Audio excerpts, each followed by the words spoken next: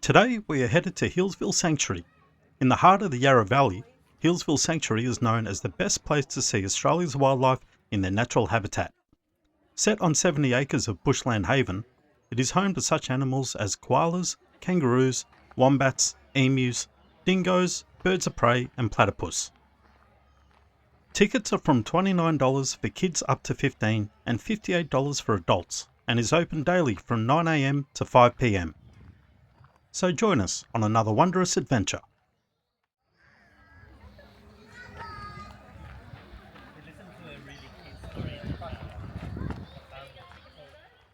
Looks like Lego, that's so cute. So it's a digital camera. There's no photos. Millie has Oh, to honey, say, be careful Millie what you... has to say, just see that she didn't put the stickers on. You just take that. So your fingers are currently on the camera, so don't put your fingers... Dinos at the zoo hadn't started yet, but we'll visit Melbourne Zoo and Werribee Open Range Zoo and explore the dinos there.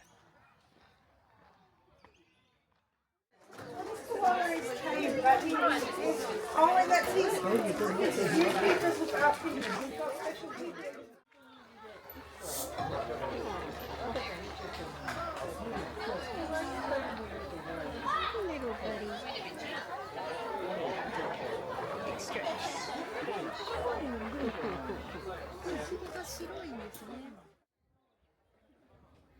The koala forest takes you on a walk along the boardwalk, from the ground up into the trees to get a different view of the koalas.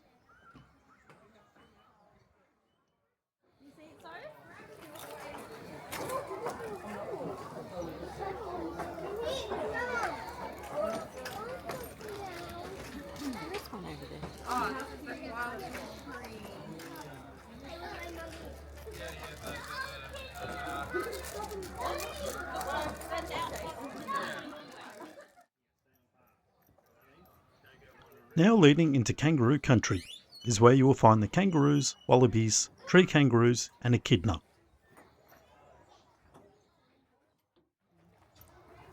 Well, you'd be unlucky. You'd be very unlucky. You totally get one angry enough. So what you do is you just do this. Curl up to protect all your innards of your head. Do a little scratch, yeah. Then back down. A little scratch. No, wait, is it eating? This was the kangaroo experience, which cost $39 per person and has multiple sessions per day. The experience varies depending on how the animals choose to participate.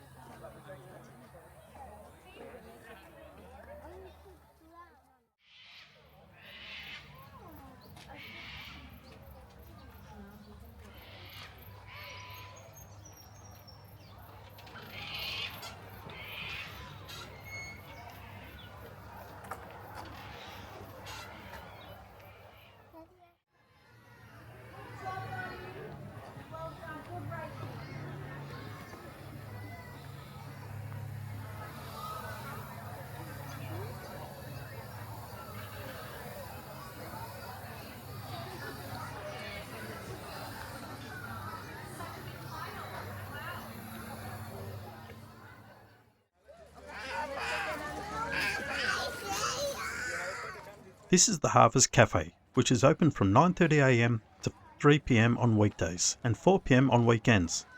It has local seasonal food produced in-house and is a grab-and-go style, as well as alcoholic and non-alcoholic drinks and coffees.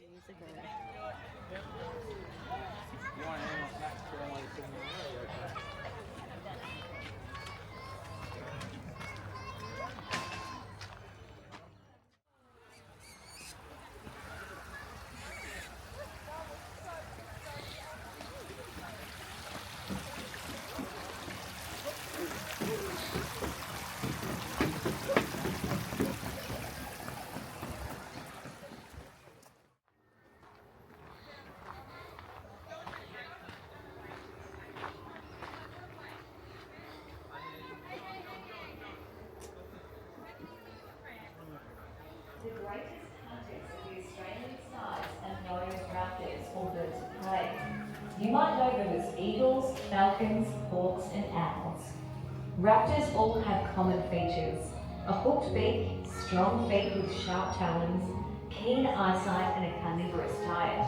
Raptors hunt to survive. Their lives depend on it. To be a successful hunter, they also need optimal fitness and endurance. But if the raptor is hurt, injured, or ill,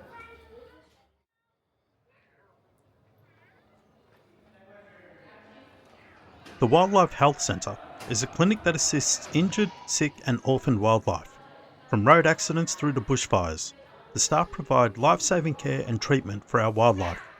You can even see vets performing surgeries through the glass windows. So take care when you visit, as some might see more than they care to.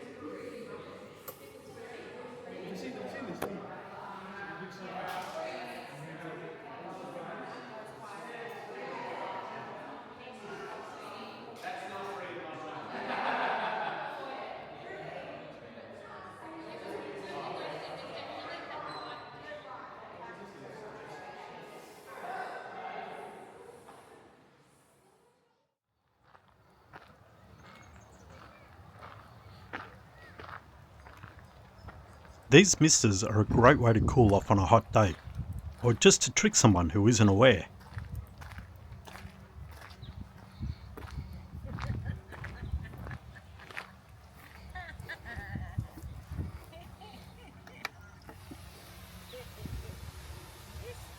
That's alright, look at you, not me.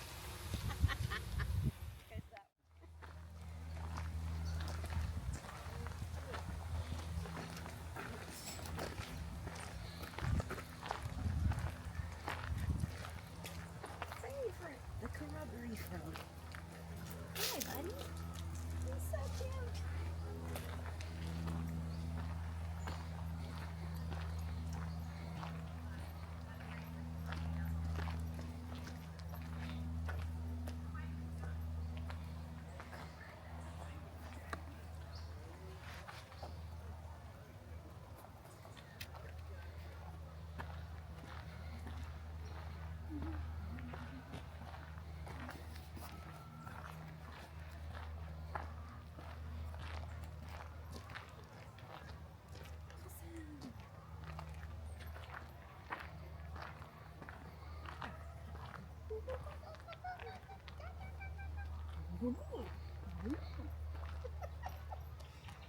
That's fine. Hello, cute tentacles.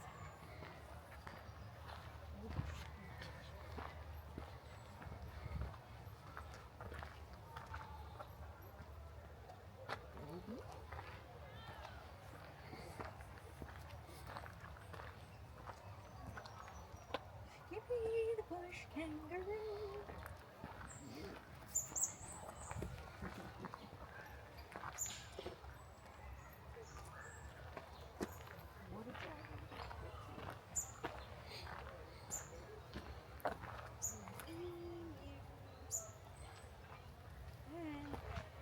Lucky last.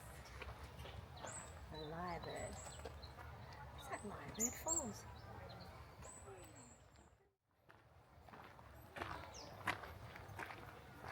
This is the platypus track, where you can see the platypus swimming in a river environment. There is a keeper talk daily at 2 p.m. and a platypus experience that is only on at 2 p.m. Fridays and Saturdays and is limited to 2 people per day at a cost of $349 per person.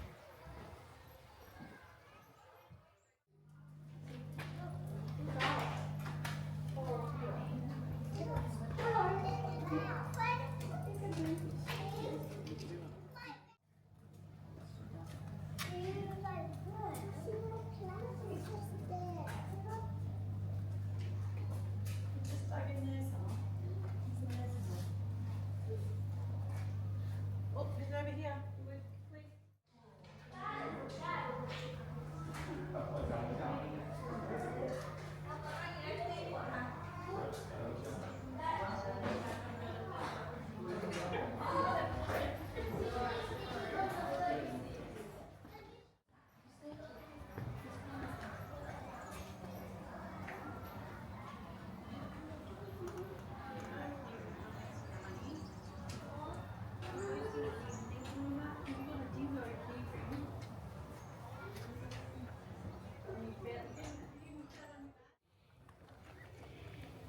This is the Woodlands track, where you can see such animals as emus, tree goannas or lace monitor, pelicans, woodland birds, wombats and Tasmanian devils.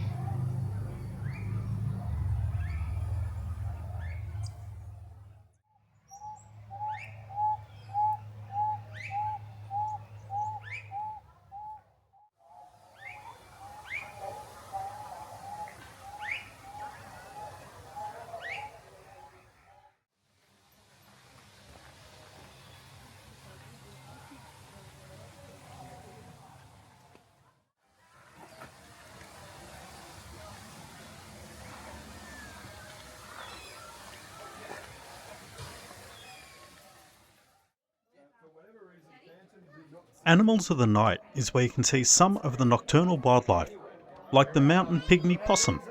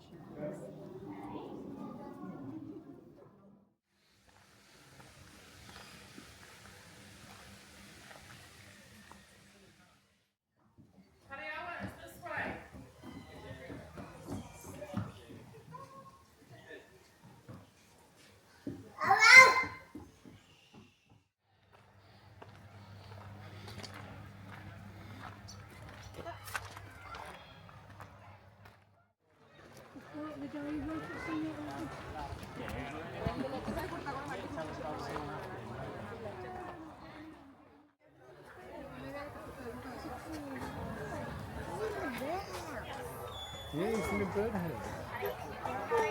Look at the pink one. He's so cute. I've never seen a pink one before.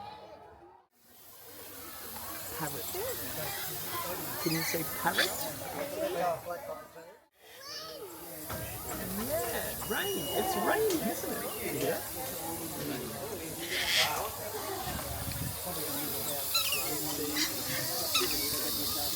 Yes. Oh, it's about eating captivity, but in the wild, maybe not as... Well, it could be up to that, but it depends on other people. Yeah. That's a girl too. Oh, how proud and beautiful it is. Just be careful standing directly under them. Very cute.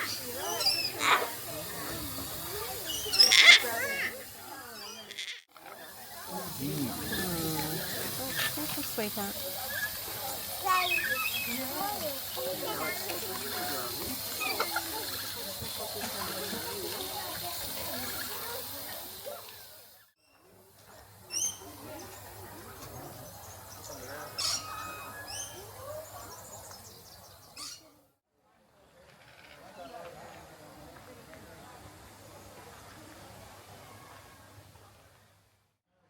You want any more?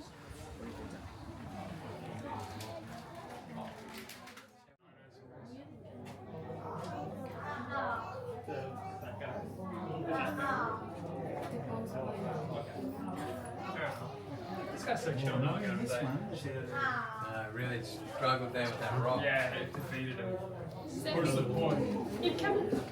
Come on, team.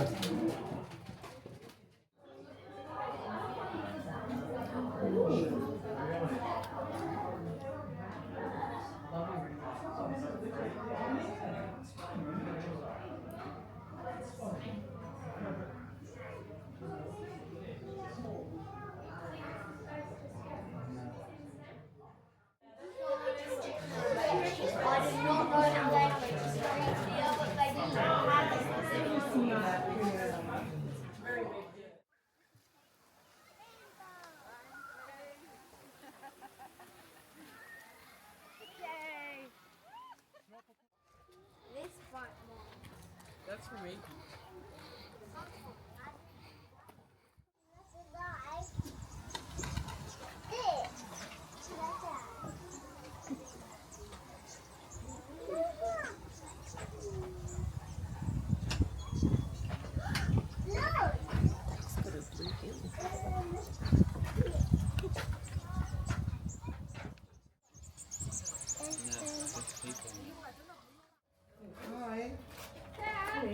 Lingo.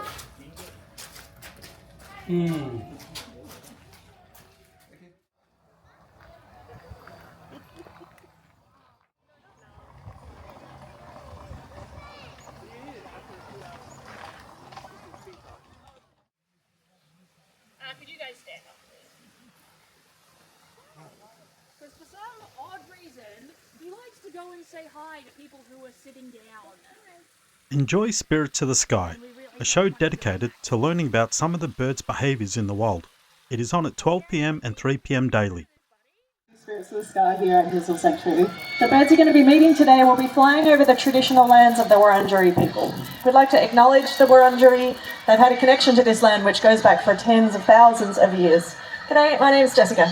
Hi, my name's Mia, and Australia could be referred to as the land of the parrots. We have 56 species of parrots across Australia that call this country home. You hopefully have seen or heard of some of them. They do range from corellas to cockatoos, lorikeets, rosellas. None are more iconic than this one. Welcome to the show, Quasi. This is Quasi. She's a female sulphur-crested cockatoo. Hopefully it's not the first time you've seen one of these. We do find them in our backyards, along our busy city streets, in our golf courses and our gardens and parks. These are really loud birds. They have calls that reach up to 130 decibels. To put that into perspective, a chainsaw is only 115 and a jet engine is 140. They do come together in large flocks, maybe up to 100 birds. You can only imagine how loud they are when they all come together. They are a success story. They've done an awesome job at adapting to the world we've changed around them. But not all of our birds are quite so lucky. Most of our wild birds need wild places. Most of our wild birds need really large homes, large territories, which is tricky for them to get when we have cities and towns and roads that split them up. They also need really old trees. The reason why they need old trees is because as trees get older, they develop old growth hollows that they use for their nesting sites.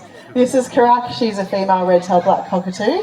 Behind me is PJ, he's a male red-tailed black cockatoo, and that's Ivory, another female.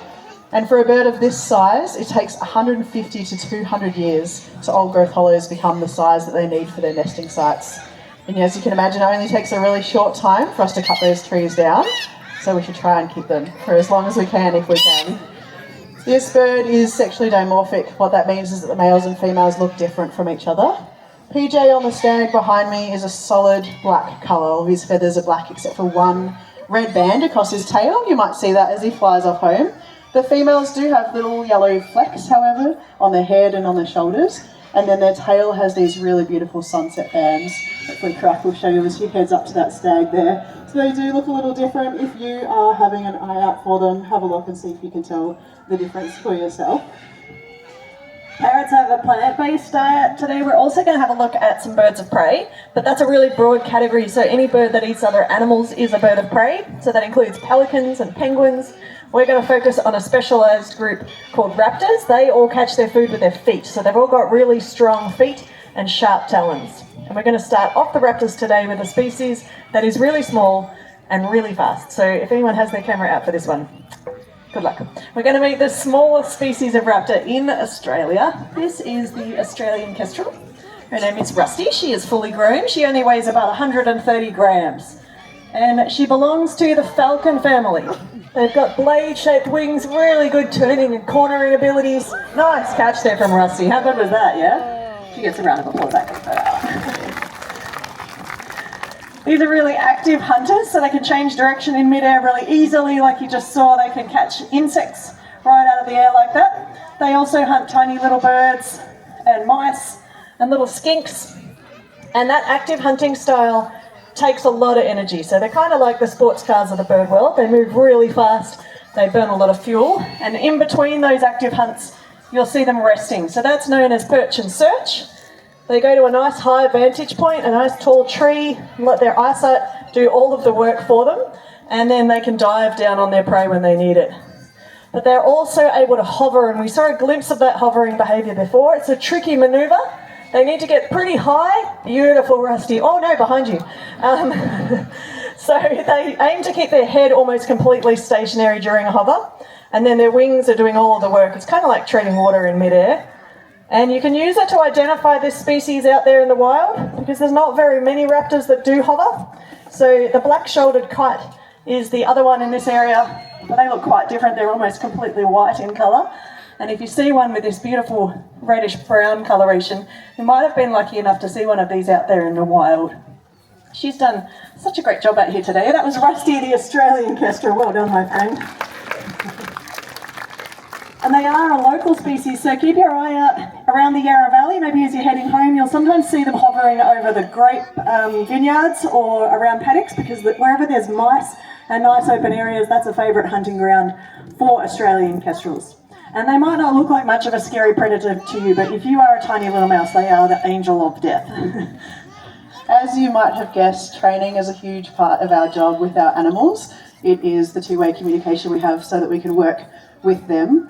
And I'm going to demonstrate some of that for you today. It's something that we do with all different types of species of animals across Zoos Victoria. That includes Melbourne Zoo, Werribee Zoo, and here it includes great apes, tigers, seals, birds, as you can imagine. And sometimes we set things up like this, so they can set some antecedent or some set-up behaviour for our animals so that they know a little bit what they're going to do. So let's meet Fergie. Fergie's a long-billed corella, and hopefully she can come out here. Then I'm going to show you a couple of behaviours that we do. We have a range of generalist behaviours.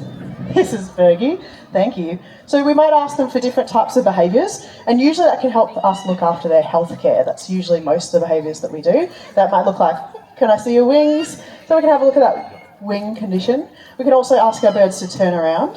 That can help us see their whole feather condition. We can ask for her right foot. We can also ask for her left foot.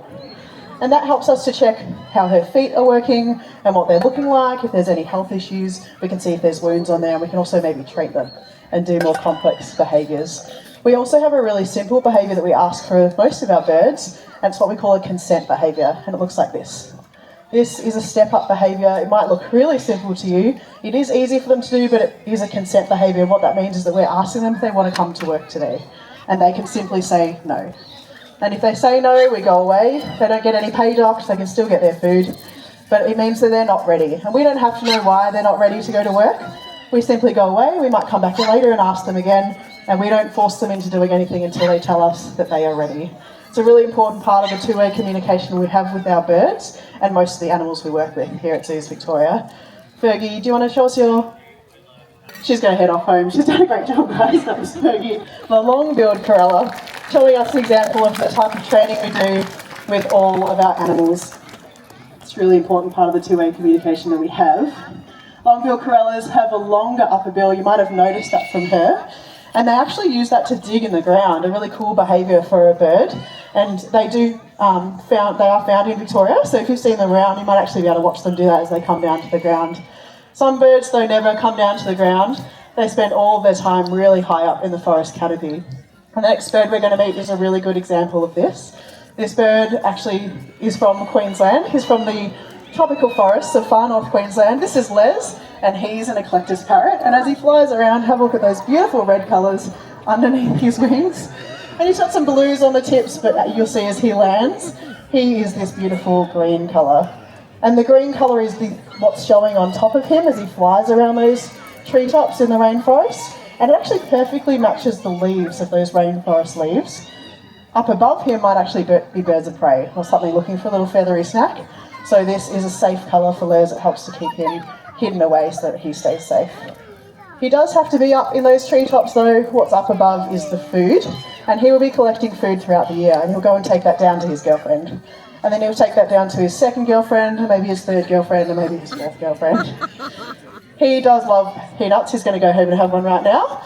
What's down below is the females collecting food, and they're actually collecting food from multiple males, so don't worry, it's a bit of an equal situation there.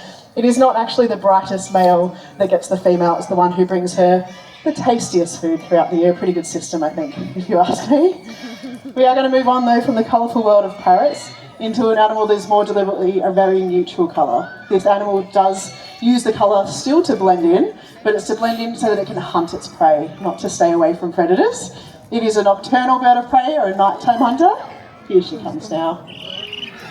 Joining us now is Millie. She's a barking owl, and she's really well camouflaged to hide up in the trees. And these birds have got excellent eyesight. You'll see those massive yellow eyes that she has. They can see 35 times better than we do, even though they don't see in colour. They're really good at detail and distance. They're also good at picking up on the movement of their prey. And for these birds, that includes a lot of mammals. So they eat possums and gliders and rats and mice, and they will eat other birds too if they get the chance. And once they spot that prey, they're quite agile, so they're able to zip in between the gaps in the trees to fly through and grab it. Millie has no trouble weaving in amongst everybody here today. Now you'll hear she's making a little chirpy noise, especially just before she lands. She is pretty excited out here today. She's getting her favourite snacks, so that's just the sound of a barking owl who's super excited. Their name, barking owl, comes from a call that they make which sounds a bit like a little dog barking. And this bird is also known to make what sounds like a human scream. That sound is only produced though if their nest is under threat, so it's not one that you hear very often, but it's so convincing. People have even called the police before. As well as having really good eyesight, these birds have got really good hearing. She does have ears, and our ears are not symmetrical, so one of them is higher up on one side of her head than the other one is. And that difference allows her brain to be able to tell exactly where a sound is coming from. Even if it's completely dark outside, she's able to pinpoint in three-dimensional space the source of that sound. And you'll see she's always turning her head around. She's constantly looking all around her. Her eyeballs don't actually move though. So they've got long eye tubes and they don't have muscles to turn their eyes from side to side the way that we do. So instead they turn their neck, and that allows them to rotate their head 3/4 of the way around in either direction. That's a lot further than we can turn our heads. And all mammals have got 7 vertebrae in their necks, but barking owls have got 14 vertebrae in their neck, so it makes it a little bit easier for that head swiveling to happen. And they have silent flight feathers, so their feathers are frayed at the edges. It means that when they beat their wings, you can't hear their wings flapping. Some birds have got really obvious wing flaps, like magpies. You've probably heard them coming up behind you. But an owl has got that advantage where their prey don't hear them sneaking up behind them. She's done an awesome job out here today. That was Millie the barking owl. She did get nice and close. Don't stress everyone about trying to duck lower out of her way when she flies by, because actually the lower you duck, the lower she will fly. If this is the first time you visited, you might not realise it, but every presentation here is different, and we might fly different birds each time to what you saw last time. And that's because every bird has the choice about whether they would like to come out and participate. So we don't promise that you're going to see a particular bird on a particular day. Every bird that you do see has opted in today, and they can change their mind at any time as well. Now there are a couple more raptors I'm hoping to introduce you to today, but just before the next one comes out here, I really did want to say thank you for visiting today. We do a lot of conservation work here, it's what we're really about, and we have programs to release threatened species back out into the wild. So we're able to breed and release Tassie devils, leadbeaters, possums, some of the world's most endangered birds like orange-bellied parrots, helmeted honeyeaters, and we've even got breeding programs for invertebrates, reptiles, amphibians, and we couldn't do that without you. And I particularly wanted to acknowledge our members. Now, some of our members have been with us for many years through some tricky times. And our sulphur-crested cockatoo there just demonstrating that incredibly loud volume that we were talking about. This is Callista. Callista is the boyfriend of Quasi, who we saw at the very beginning. And he's taken himself a little bit of a detour. I can see him out the back there. All of our birds can really fly wherever they like out here. And that call that they make allows them to communicate with other birds really easily over long distances. If you live anywhere where there are sulphur-crested cockatoos, you know just how much that sound can carry. He's also demonstrating that brilliant crest on the top of his head. I'm hoping he's going to come down this way. Oh, good choice, buddy. I saw you change direction there in midair.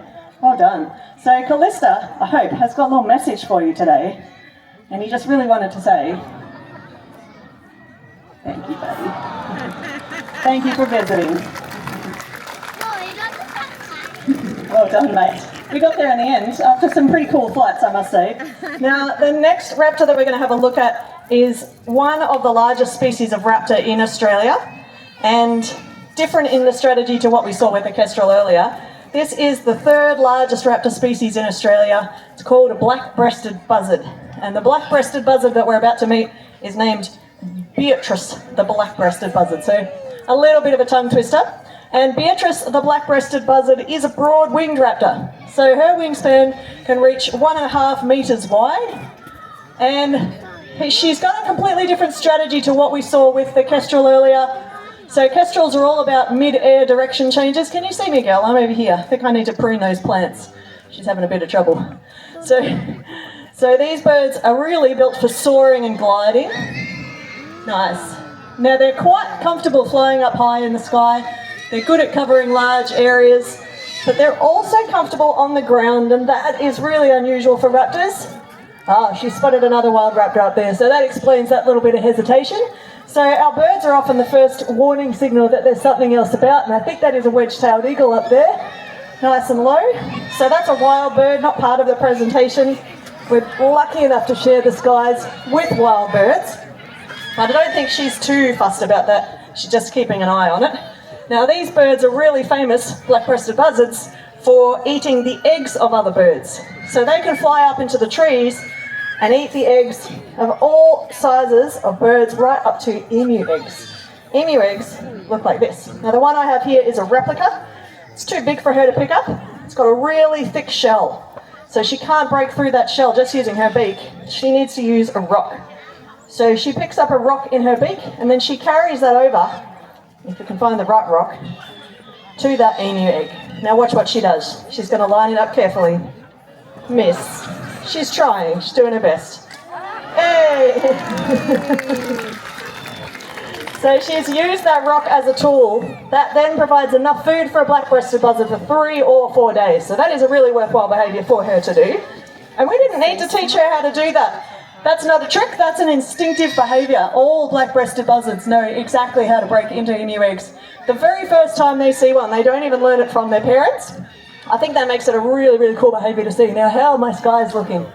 Pretty clear, not too bad. All right, so we do have one more raptor that I'm hoping to introduce you to. The ones we've met so far have all been generalist feeders, so they eat any kind of meat or animal that they can find. This next bird is a specialist feeder, and most of their diet is fish. So they're found around the oceans in many different parts of the world. You can find them also around lakes and rivers. We do have them in Australia, but not this far south in Victoria. They're a little bit more common further north. So we're going to be meeting a raptor known as an osprey, and when our osprey joins us, you'll be able to see. There we go. So this is Alvy. Alvy is an osprey, and these birds, they don't just catch fish near the surface of the water, they're able to dive from mid-air and then submerge themselves for up to 1 metre to catch a fish. So completely underneath the water, and they have really lots of special features to help them to do that. So I have a whiting here with me. I've got a pond in the arena that's about 1 metre deep. And if Alvy's not too distracted by the skies, I might see whether he wants to show us a diving behaviour. In order to dive, they need to determine the location of the fish. Then they throw their feet out in front of them, and their wings go back behind them. So they dive feet first, they close their eyes, but then they clamp their feet down around that fish. Now, all raptors have got sharp talons, but osprey talons are really long and exceptionally sharp. They're like individual fish hooks, and that gives them a bit of extra purchase on those fish. They've also got rough pads on the soles of their feet to help with that as well.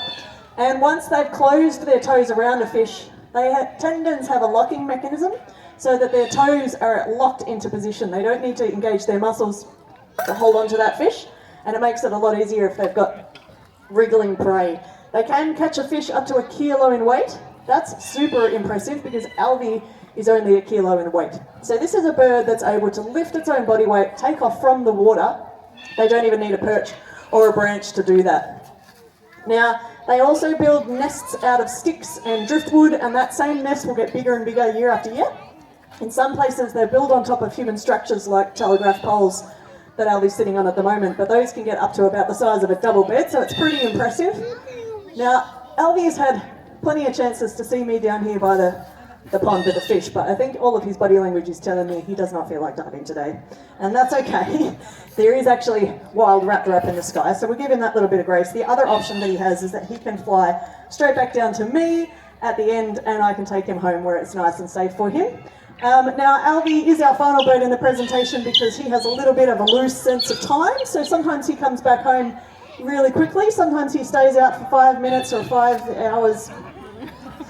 Well, you can never tell. But that's okay. He gets really good exercise out here. We're really happy that our birds are able to do that, and we really hope that you enjoy. He's looking at you too, Mia.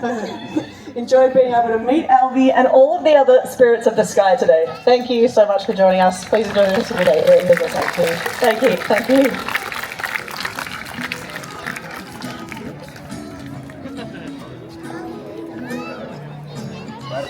I can look at the rocket launch, trophy wives of the astronauts, and I won't listen to their words, 'cause I like birds.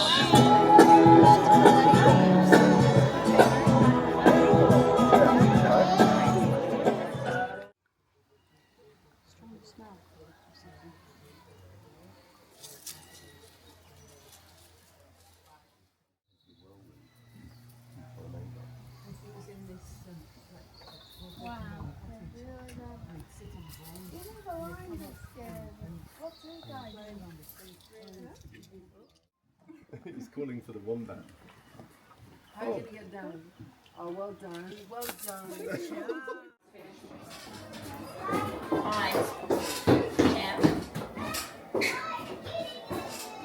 Do you remember water, Mr. Weiser? It says you do.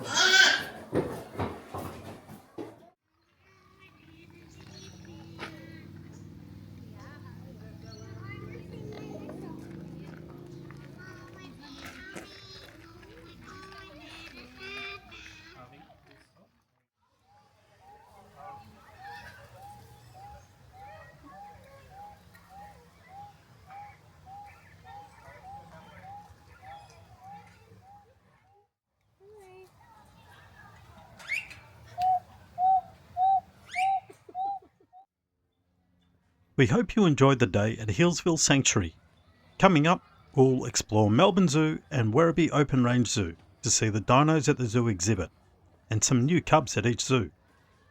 Thanks for watching and join us next time for another wondrous journey. Good afternoon, members and visitors. The sanctuary will be closing in 15 minutes' time.